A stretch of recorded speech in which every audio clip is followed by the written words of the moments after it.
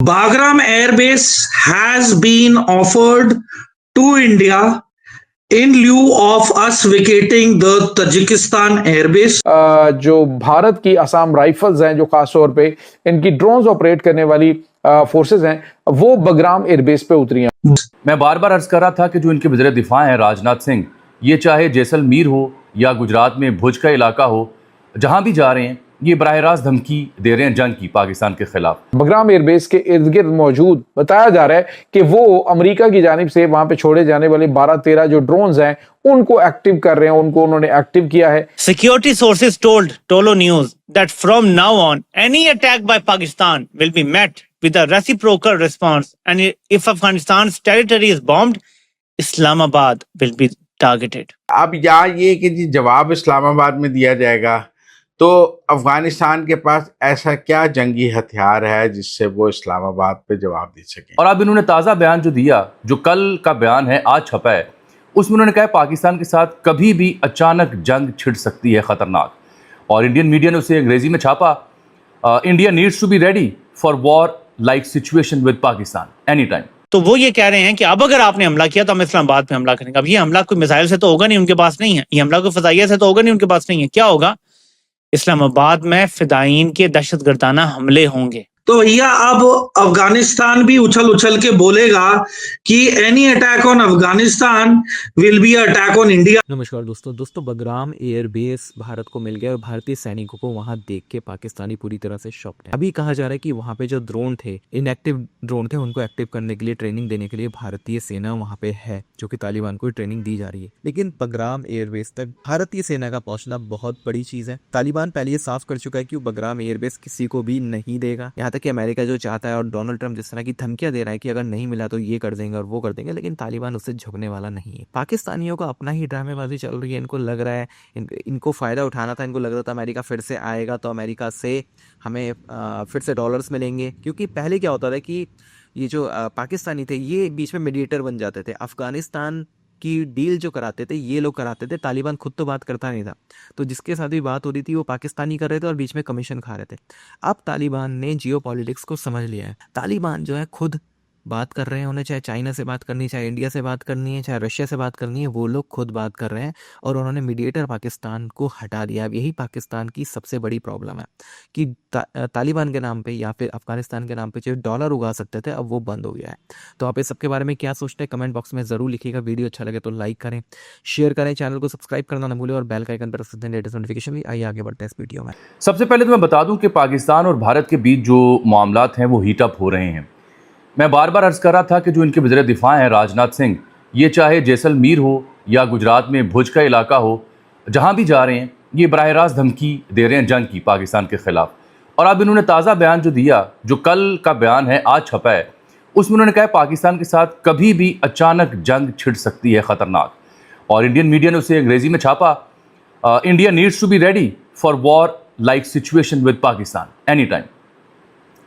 ये आपको मैं अर्ज़ कर रहा हूँ अपने वीलॉग्स में कि 30 अक्टूबर से 10 नवंबर तक इन्होंने बड़े पैमाने पर जंगी मशकों का ऐलान कर रखा है, जिसमें इनकी बहरिया, इनकी फ़िज़ाइया, इनकी बड़ी फ़ौज वो इकट्ठी एक्सरसाइजेस करेगी। इसका नाम त्रिशूल रखा गया है। और ये गुजरात, इंडियन और पाकिस्तानी सिंध और बिलखुसूस जो सरक्रीक का इलाका है, अरेबियन सी, वहाँ पर इन्होंने मशक़ें करनी। 28,000 फीट की बुलंदी इन्होंने लॉक की हुई है। जो माहिरीन है बैनुल-अक़वामी सिक्योरिटी के, वो इसे बड़ा अनयूजुअल समझते हैं।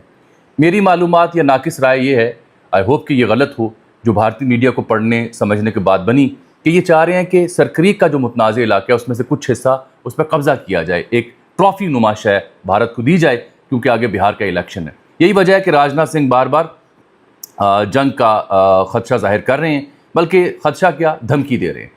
यहाँ पे आपको ये बताते चलें, अभी जो खबर अफगानिस्तान से आ रही है वो ये वाज़ेह करती है कि अफगान तालिबान और भारत मिलकर पाकिस्तान के साथ सीज फायर की ये बातचीत के दौरान एक बड़ी कार्रवाई डालना चाह रहे थे, जो उन्होंने डाली है।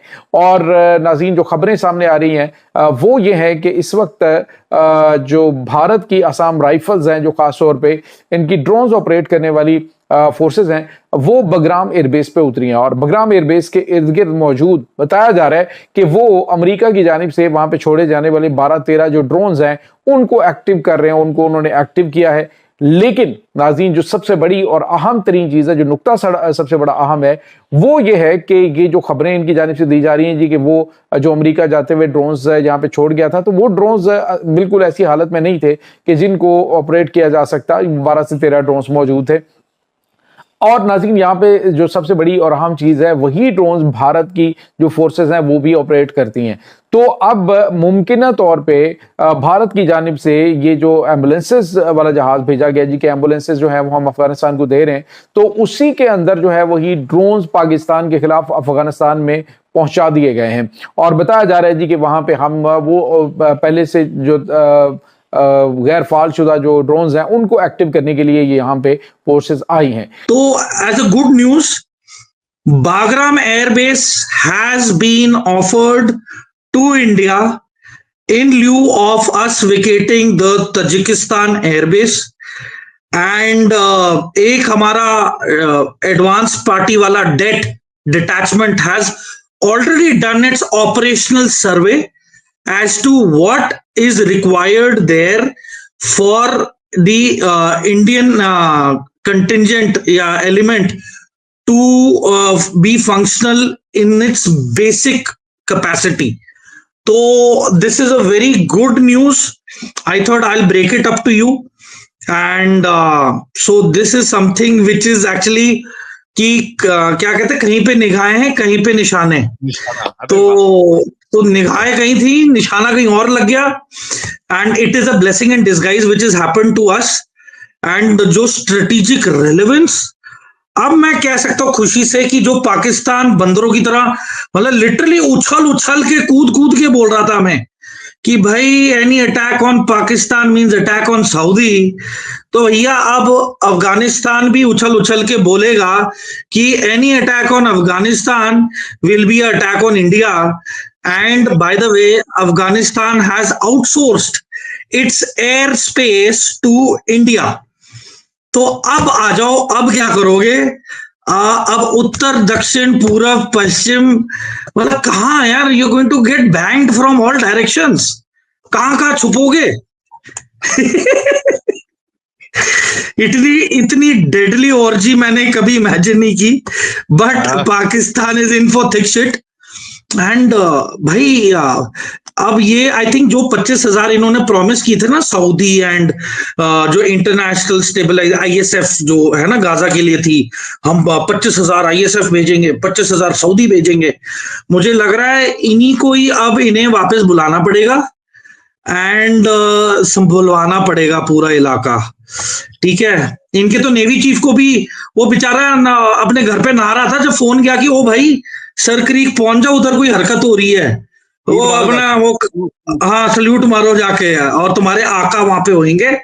तो आका तो है नहीं, आका इनके जो टेररिस्ट तंजीम्स हैं कहती हम तो उधर ऑपरेट नहीं करते, वहां तो खाने का नहीं है, पीने का नहीं है कुछ भी, है ना, there are no facilities there, तो वहां क्या करेंगे।